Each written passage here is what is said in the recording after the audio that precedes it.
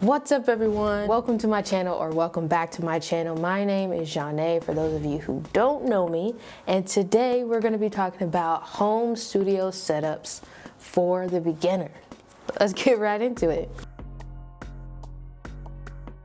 Tip number one is stay within budget. I know it feels like you have to get the latest and greatest, and if you don't get the latest and greatest, you can't make music as well as people who do have the latest and greatest, but that's really not true. The truth is that it's more about the tools that you have and learning how to use them first and maximize what you have rather than trying to get the latest and greatest. Because for real, you got the best gear in the most expensive studio, but you don't know how to use it, your music's still gonna be trash. So we're just gonna assume that you are a music producer and you wanna maybe make some beats and also maybe record some instruments or record some vocals. So that's gonna be the basis for these tips. So the first thing that you're gonna need is a computer, of course. But the thing is, if you have a computer or you don't have a computer, it's perfectly fine. These days, you can use a computer, you can use a tablet or iPad, or you could use your phone. I've done it. Some people would probably ask, what kind of specs do I need if I'm gonna get a computer? I'm not a tech whiz, so I'm just gonna say enough. For me, I use MacBook, and I started out with a base model MacBook. And as my needs grew, as I got more plugins, I just upgraded from there. So personally, I really believe as far as space goes, on whatever device you're using, you just need enough space to hold your DAW or music production software, and everything else you really should probably be using external storage for. Because if you don't, it's really gonna bog down your device, and we don't want that. Let's just use external devices like this one. Anyways, that was just a side note, so yeah. I mentioned a DAW, which is also a digital audio workstation. This is basically your platform, your software. This is where you're gonna be making music, you're gonna be editing, all that stuff is done in a DAW. There are DAWs, you know these names: Logic, Pro Tools, Ableton, Reason, Cubase, but also GarageBand, which is free, and something like BandLab, which you could use on your computer, your tablet, or your phone for free. The third thing you're gonna need is an interface. Now, what does an interface do? Basically, it's the middleman between your voice or an instrument and the computer. A lot of times, it'll look something like this. I know you've probably seen this before. It's a good old Scarlett 2i2 interface, and I've had this for a good 5 years maybe, and I haven't switched because I don't really need to yet, but it's done me good. All the music I've made up to this point has been made using this, so start small. When I started, I basically needed the most bang for my buck. So what I did was I got a studio bundle that came with an interface, a microphone, headphones, and an XLR cable. And that's a good portion of it right there. That bundle, I wanna say, was about $200, and it's still about $200. But like I said before, I've been using that interface, I still have that interface, and there are plenty of other bundles if you maybe need more inputs. This Focusrite 2i2 has 2 inputs. If you need more than that, like you wanna record more than 2 instruments or more than 2 voices, then you can do that, and there's bundles with those too. But that's just my personal opinion. I think it's best to go for a bundle because it's just the whole package. You're gonna have to buy those pieces anyway, and it might actually save you some money to do a bundle rather than to buy them all separately. One of the biggest things that people love to have in their home music studios are studio monitors. But here's tip number 2. Or I don't know how many tips this is, but anyways, if you don't have the space for studio monitors or the budget for studio monitors, don't get studio monitors. Really, all you need to start out with are some headphones. You can track with the headphones, vocals, and instruments. And actually, you do need headphones to track voices because you don't want your voice to bleed into the microphone when you're trying to record. I first learned how to mix in headphones as well because it helps you kind of get acclimated to, you know, what things are supposed to sound like.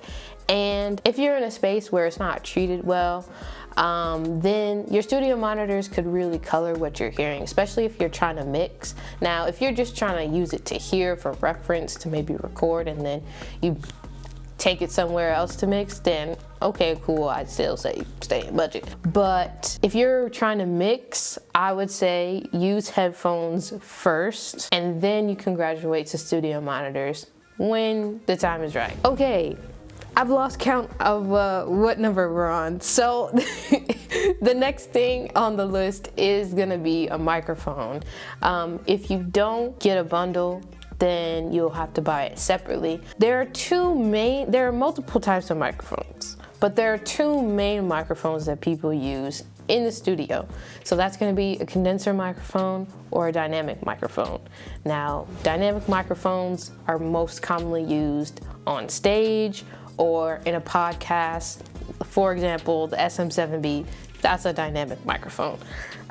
What's nice about the dynamic microphones is they don't pick up as much noise as condenser microphones do, because condenser microphones are meant to be sensitive, so it can pick up your voice and the nuances of your voice or an instrument.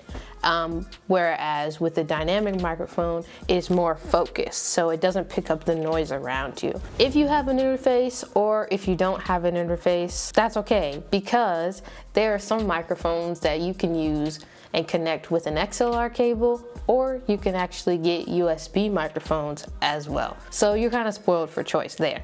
But yeah, if you want to record vocals, you're definitely gonna need a microphone. Continuing along the line of recording vocals, you're using a microphone, you're probably gonna want a pop filter. Because what a pop filter does, it basically blocks your voice from the microphone and it kind of stops the plosive. So that's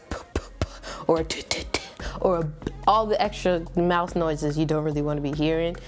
The pop filter helps, trust me. And they're really not expensive at all. You could probably easily get a pop filter from $10 to $25.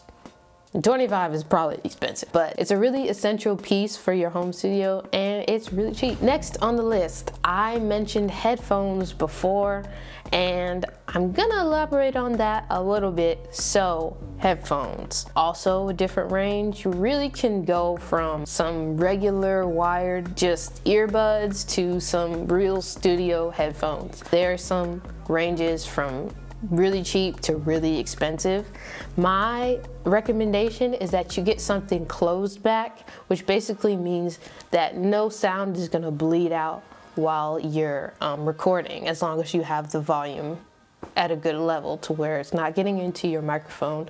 And if you really wanna get dirty with it, I guess you can use a Bluetooth speaker. I don't know.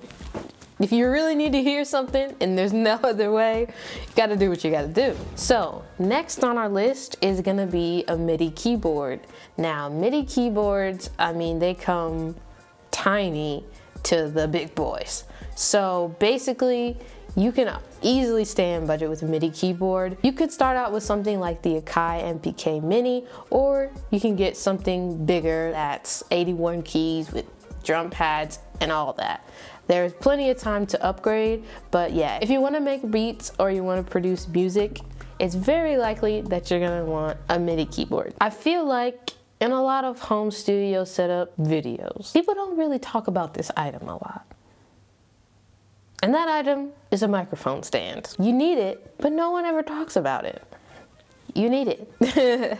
Microphone stands, basically, they hold up your microphone. You can get one that's on the floor that you can stand up and sing into or rap into, or you can even get one that goes on your desk and you just kind of sit up straight and talk into it. The ones that go on your desk are good for singing. You could also use them for recording an instrument or an amp, and you can also use them if you're planning on doing a podcast. Last but not least, but sort of least because it's really only an honorable mention, is a reflection filter. So a reflection filter goes behind your microphone and it sort of stops your voice from bouncing off the walls behind or in front of you and getting back into your microphone. So it's just sort of an extra precaution when it comes to acoustic treatment. It's not a necessity, but it is helpful, especially if you don't have a treated room. Then that could just be sort of an added security blanket for you to try and get the best recordings that you can. And there you have it. Those are my tips on home studio budgets for beginners. If you don't know, now you know. And there's gonna be a link in the description for a cheat sheet. If you can't remember all these items, or you didn't write it down, don't worry, I got you. It's in the description. And while you're down there, hit that like button if you got anything out of this video, or if you want to see more from me. Also subscribe if you want to see more from me. Comment down below if this helped you out, or if you had any other tips for home studio that I didn't mention. But anyways, that's all for this one, so I'll see you in the next one. Peace.